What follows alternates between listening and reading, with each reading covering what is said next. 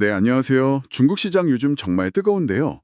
오늘은 여러분이 보내주신 자료들 보면서 K브랜더의 최근 중국 내 움직임, 또 주목할 만한 전략들 좀 살펴보려고요. 어떤 기회가 있을지, 또 우리가 뭘 배울 수 있을지 함께 좀 깊이 파헤쳐 보시죠. 네, 안녕하세요.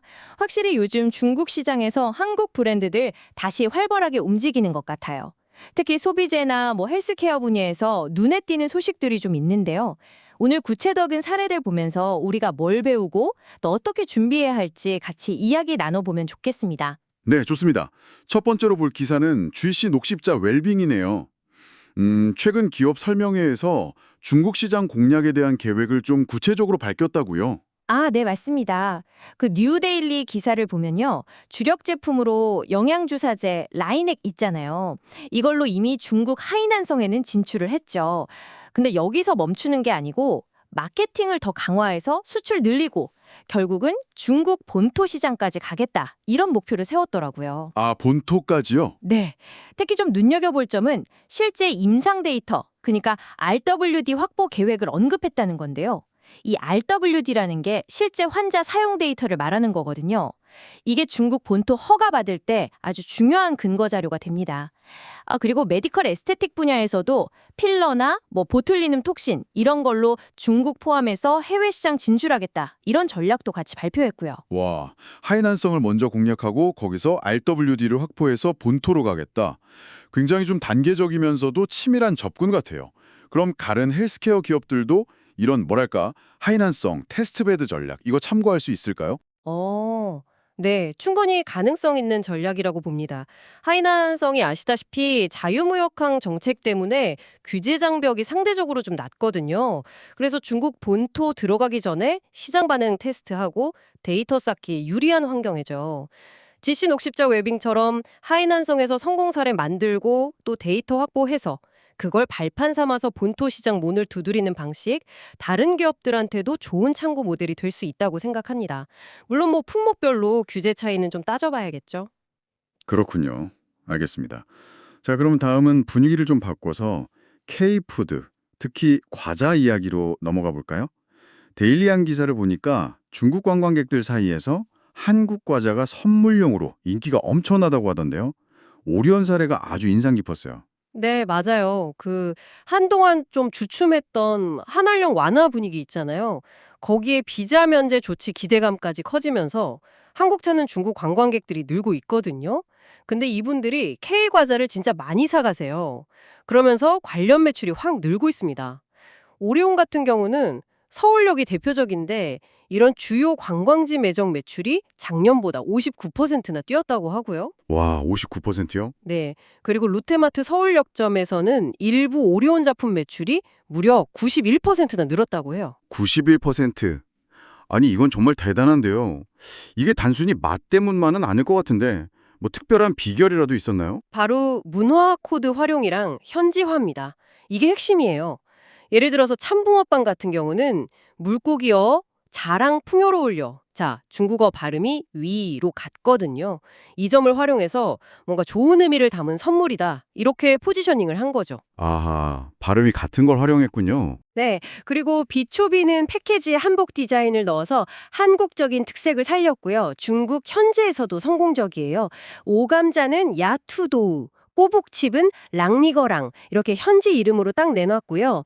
또 한국의 정마케팅 이거 유명하잖아요. 이걸 중국에서는 인으로 바꿔서 감성적으로 접근했는데 이것도 잘 통했어요.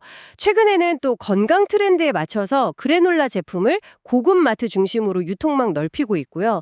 시장 변화에도 되게 발빠르게 대응하는 모습입니다. 와, 이름부터 패키지, 감성 코드까지 진짜 철저하게 현지화를 했네요. 근데 이렇게 문화 코드를 활용하는 게 성공 비결인 건 알겠는데 혹시 자칫 잘못 해석될 위험 같은 건 없을까요? 그 부분, 네, 좋은 지적이신데요. 문화 코드는 사실 양날의 검이 될 수 있죠. 그렇기 때문에 더 철저한 사전 조사가 필요하고 현지 문화에 대한 깊은 이해가 정말 필수적입니다. 오리온이 성공한 건 제 생각에는 단순히 언어만 번역한 게 아니라 중국 소비자들이 중요하게 생각하는 가치나 문화적 상징을 정확하게 파악하고 이걸 제품이랑 마케팅에 아주 섬세하게 잘 녹여냈기 때문이라고 봅니다. 아, 깊은 이해가 동반된 현지화가 핵심이다. 네, 알겠습니다. 이런 K푸드의 인기는 더 넓은 무대에서도 확인됐다고 하던데요. 마지막으로 한국농어민신문이 전한 SAIL 상하이 박람회 소식 좀 볼까요? 네, 맞습니다. 중국 최대 식품 박람회죠. CAIL 상하이 2025에서 K푸드 인기가 정말 대단했습니다. 농림축산식품부랑 AT 한국농수산식품유통공사가 한국관을 마련했는데 여기에 우리 기업 78개가 참가해서요. 총 1,800만 달러 규모의 수출 MOU를 체결했어요. 상당한 성과죠. 와, 1,800만 달러요? 네. 현지 바이어들도 요즘 다시 부는 한류 열풍이랑 맞물려서 K푸드 소비가 더 늘어날 거다 이렇게 기대를 많이 하고 있고요. 실제로도 올해 1월부터 4월까지 한국 농식품의 대중국 수출액 이걸 보면 작년 같은 기간보다 3% 증가했고요. 특히 음료는 58.1%나 늘었고 라면 28.3%, 김치도 9.5% 이렇게 성장세가 아주 두드러졌습니다. 음료랑 라면 성장세가 모천만해요. 박람회 성과나 수출 데이터를 보면 K푸드의 상승세가 정말 뚜렷한 것 같습니다. 한류를 잘 활용하면서도 이렇게 실제 수요가 높은 품목에 좀 집중하는 그런 전략적인 접근이 필요해 보이네요. SIR 같은 큰 행사에 참여하는 것 자체도 중요하고요. 맞습니다. 박람회 참가는 단순히 제품 홍보만 하는 게 아니라 현지 유통망하고 직접 연결될 수 있는 아주 중요한 기회입니다. 최신 트렌드도 파악하고 또 잠재적인 파트너 만나는 네트워킹의 장이 되는 거죠. 네, 오늘 저희가 살펴본 소식들을 좀 종합해보면 중국 시장에서 K브랜드가 다시 기회를 잡으려면 역시 철저한 현지화 그리고 문화 코드를 섬세하게 활용하는 것, 또 적극적인 마케팅과 유통망 확보, 이게 정말 필수적인 것 같네요. 정확합니다. 이제는 단순히 좋은 제품을 만드는 걸 넘어서서 중국 소비자의 마음을 좀 읽고 현지 시장의 맥락 속에서 소통하는 전략, 이게 점점 더 중요해지고 있습니다. 오늘 저희가 나눈 이야기들이 여러분의 중국 시장 전략 짜시는데 작은 영감이라도 되었기를 바랍니다. 네, 더 깊이 있는 중국 시장 정보나 마케팅 전략이 궁금하시다면요. 저희 파트너인 골든에이지 인터내셔널 네이버 블로그 한번 방문해 보세요. 유용한 정보를 담은 뉴스레터도 보내드리고 있으니까 구독 신청도 해보시면 좋을 것 같고요. 물론 저희 유튜브 채널도 구독, 좋아요, 댓글, 알림 설정까지 꼭 부탁드립니다. 네, 그럼 마지막으로 여러분께 질문 하나 드리고 싶습니다. 만약 여러분의 브랜드나 제품을 중국 시장에 소개한다면 중국 소비자들이 가장 흥미롭게 느낄 만한 그런 문화적 연결고리는 과연 무엇일까요? 한번 진지하게 고민해 보시면 좋겠습니다.